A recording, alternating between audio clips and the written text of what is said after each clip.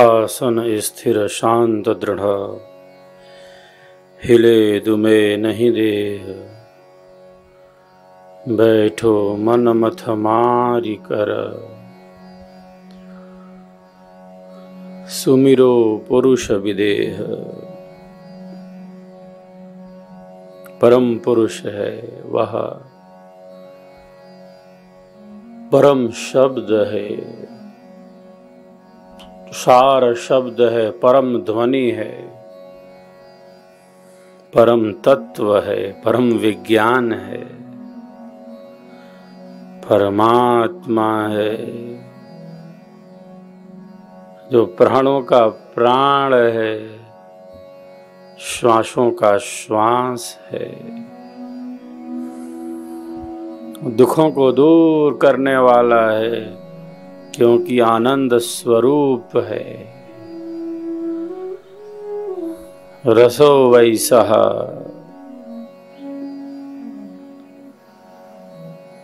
नियामक है सृष्टि का, निमित्त कारण है वह। वरण कर लिया प्रभु, स्वीकार कर लिया, वरण कर लिया।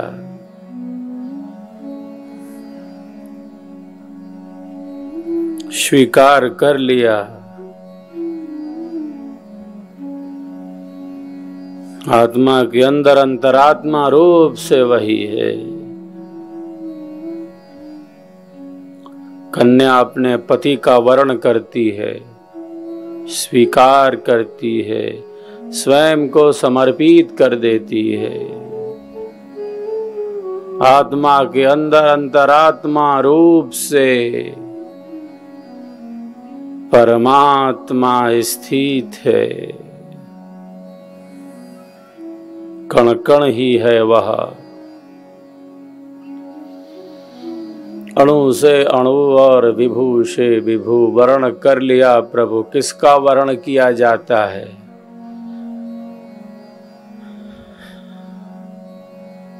जो श्रेष्ठ से श्रेष्ठ हो। गायत्री महामंत्र में ये गुरु मंत्र है। वरेण्यम, वर्ण कर लिया तो कर लिया। तो प्रथम भूमिका, विहंगम योग की प्रथम भूमि की साधना का उपदेश दिया जाता है। तो यह जो गुरु मंत्र है, कल्याणकारी मंत्र है, ऋषियों के अनुभव से यह पूर्ण है मंत्र।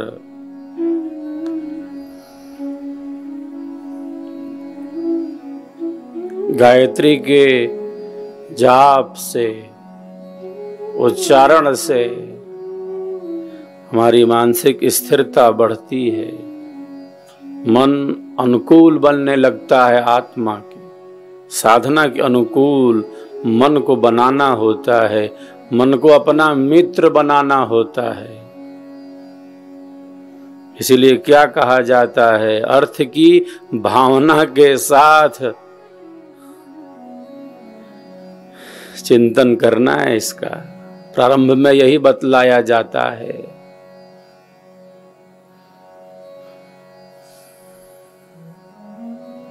सीधे प्रथम भूमि की साधना नहीं बतला दी जाती कि ऐसा करना।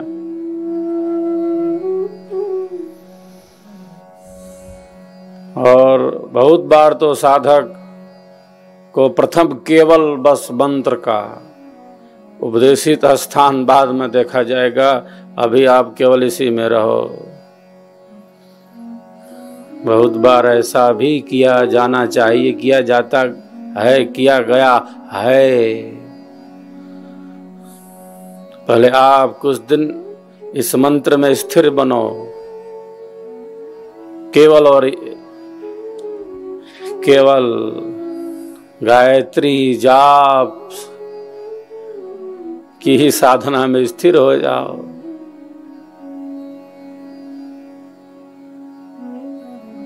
पहले ऐसा भी विधान रहा है, लेकिन अब दोनों साथ है तो अच्छा है। और अच्छा है।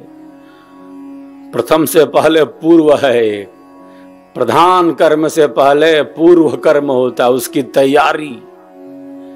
पूर्वाभ्यास, युद्ध में जाने से पहले युद्धाभ्यास, युद्ध में जाने से पहले युद्धाभ्यास। तो प्रथम हमने श्रेष्ठ संकल्पों से अपने मन को पूर्ण बनाया, वर्ण कर लिया प्रभु, स्वीकार कर लिया आपको। ये चिंतन, ये मनन, ये गायत्री का जाप जैसे हमारे संस्कारों को शुद्ध कर रहा है, जो हमारे भीतर सुचिता है, पवित्रता है, शुभ है, उसको निखार रहा है, उसको प्रकाशित कर रहा है। हम यही प्रार्थना करते हैं। प्रार्थना में शक्ति है।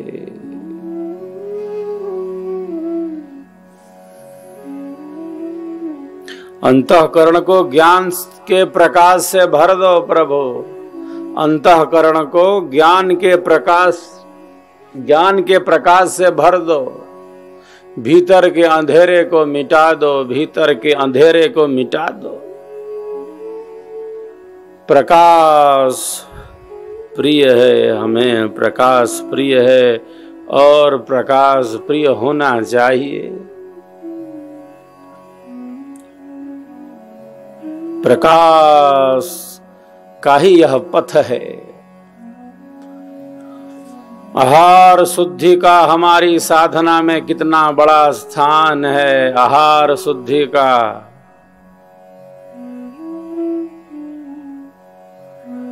सूक्ष्म भाग है वो मन।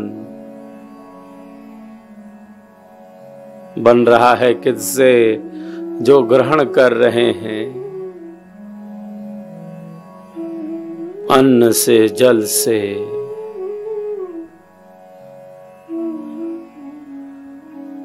और केवल अन्न जल से ही ग्रहण हो रहा है। आंखें ग्रहण कर रही हैं, कान ग्रहण कर रहे हैं, कान, कर्ण।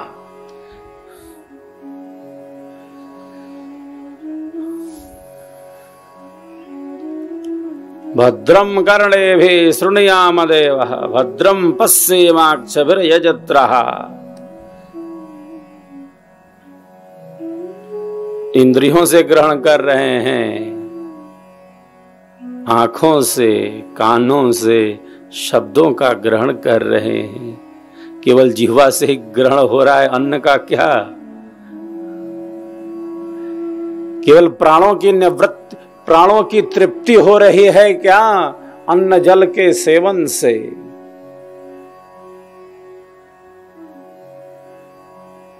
विचारों का प्रवाह कैसा है? भद्रम कर्णेभिः शृणुयाम देवाः। कानों से भद्र सुने, कल्याणकारी सुने। श्रेष्ठ चिंतन में रहें। ईश्वरीय दिव्य गुणों का, महापुरुषों के दिव्य गुणों का चिंतन नहीं होगा तब क्या चिंतन होगा? केवल और केवल संसार के भोगों और पदार्थों का, संबंधों का। संसार का जितना चिंतन उतना ही चिंतन।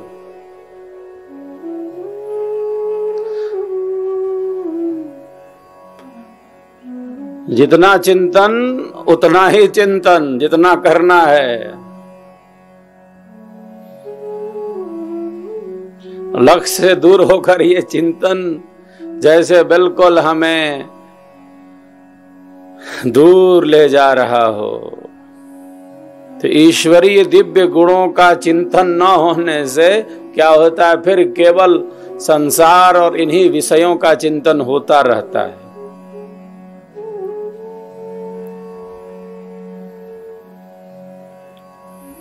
सत्संगति इसीलिए आवश्यक नहीं, अनिवार्य है कि हमारे विचार, हमारे भाव, हमारी वाणी, हमारे संस्कार, हमारी क्रिया सत्य से जुड़ जाए। सत्संग है, सत्य से जुड़ जाए।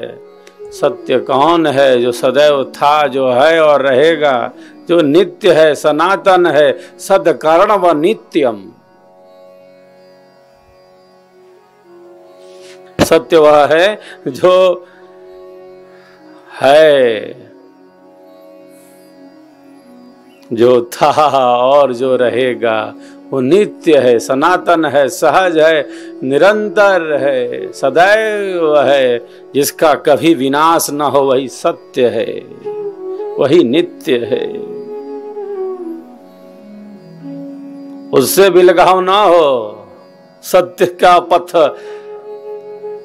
दूर ना चला जाए, केवल संसार में इतने आसक्त ना हो जाएं कि जीवन के लक्ष्य से ही दूर हो जाएं। जो सत्य को जानना चाहते हैं, इसका अर्थ है वो जीवन को समझना चाहते हैं। जो जीवन को समझना चाहते हैं कि जीवन है क्या, मैं कौन हूं, ये साक्षात करना चाहते हैं। इसका मतलब वो परम सत्य का अनुभव करना चाहते हैं।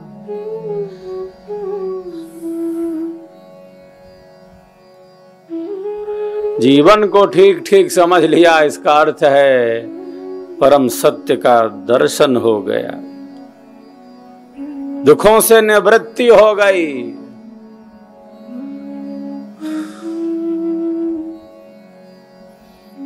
सत्य का संग ही कल्याणकारी है। जो था, जो है, जो रहेगा, जो नित्य है, सनातन है, सहज है, निरंतर है, वह आत्म तत्व है, परमात्म तत्व है।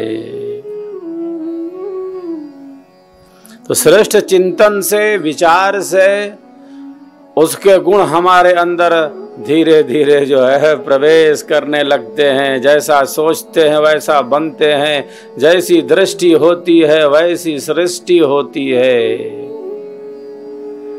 श्रेष्ठ चिंतन से, श्रेष्ठ विचारों से, सत्संगति से वो सुगंधी तो मिलेगी। इत्र बेचने वाले के पास जाते, इत्र खरीदे या ना खरीदे, उसकी सुगंधी तो मिलेगी। फूलों की वाटिका में जाते हैं, गुलाब की सुगंधी मिलेगी तो मिलेगी। वायु का प्रवाह है, कंपन है, फूलों की गंध तो मिलेगी।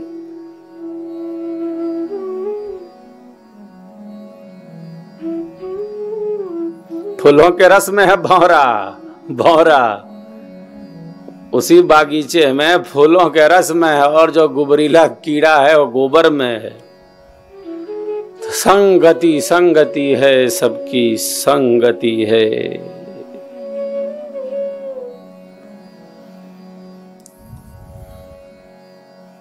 असर दिखाती है अपना।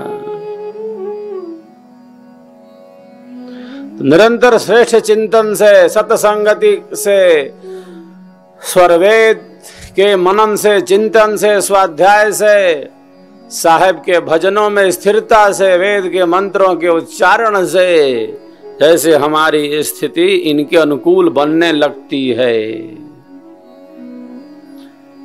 वो बाहर से भीतर उतरने लगते हैं। केवल बाह्य थोड़े ही रह जाता कि वाणी से कर रहे हैं, कुछ करना है, हो रहा है, ऐसा नहीं। प्रारंभ में इसकी जो सहायता बाह्य रूप से हमें आंतरिक रूप में स्थित करती है। कौन सा शब्द, कौन सी वाणी महापुरुषों की हमारे जीवन के वास्तविक स्वरूप में स्थित कर दे, स्थित कर दे, बहुत बड़ा रहस्य है। महापुरुषों की बहुत बड़ी कृपा है। हमारे कल्याण के लिए ही उन्होंने अपनी अनंत अनुभव वाणी से परिपूर्ण बनाया है। श्रेष्ठ चिंतन से श्रेष्ठ पथ गतिमान होता है।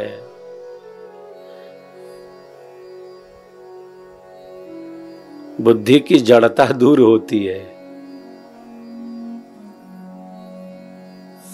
मन अनुकूल बनने लगता है, वाणी में सत्य का संचार होता है। सत्य और प्रिय वाणी हो जाती है, कल्याणकारी वाणी हो जाती है। ईश्वर की जो शक्ति है उसका सार्थक सदुपयोग करना है। ईश्वर ने केवल संसार का काम करने के लिए नहीं दिया है इतना सब कुछ। एक ऐसी अवस्था भी आती है कि जब हम इनसे परे हो जाते हैं, लेकिन वो अभी अवस्था थोड़ी। इंद्रियों से ना ही साधन, ना ही साधन प्राण से, चित्त मन से ना ही साधन, ना ही बुद्धि महान से, प्रकृति के आधार तज स्व ज्ञान से साधन चले। कहें सदा फल योग दुर्लभ वर विहंगम सतफले।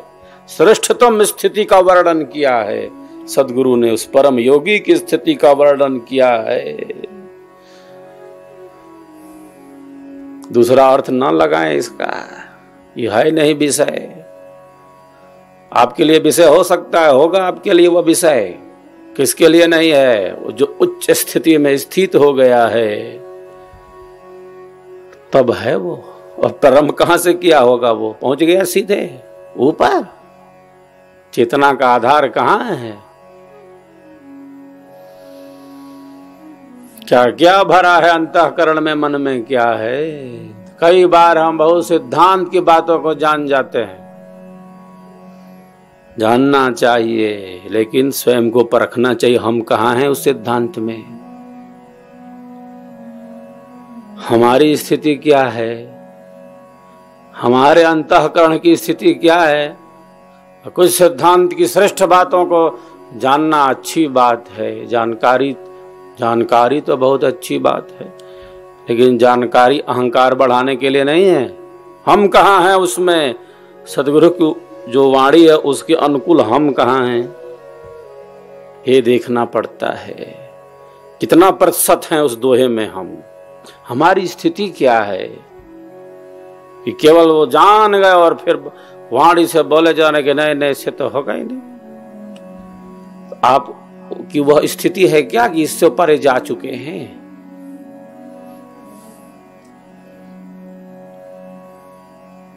किस स्थिति में है अंतःकरण? मन किस स्थिति में है? वहां किस स्थिति का वर्णन है? क्रमशः हमारी शक्तियों का विकास होता है, क्रमशः। इसीलिए प्रारंभ में मन को मित्र बनाने के लिए, अनुकूल बनाने के लिए आत्मा के, इन साधनों का उपयोग आवश्यक नहीं, अनिवार्य है।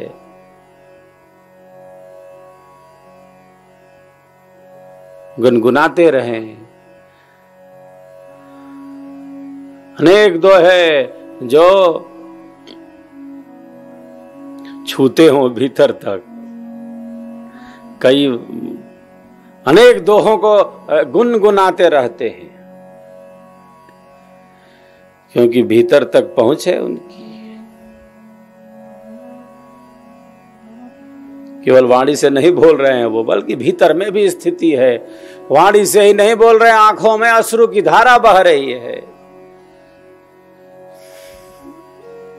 सदगुरु का कौन सा शब्द, कौन सी वाणी, स्वरवेद का कौन सा स्वर शिष्य के कल्याण का मार्ग प्रशस्त कर दे,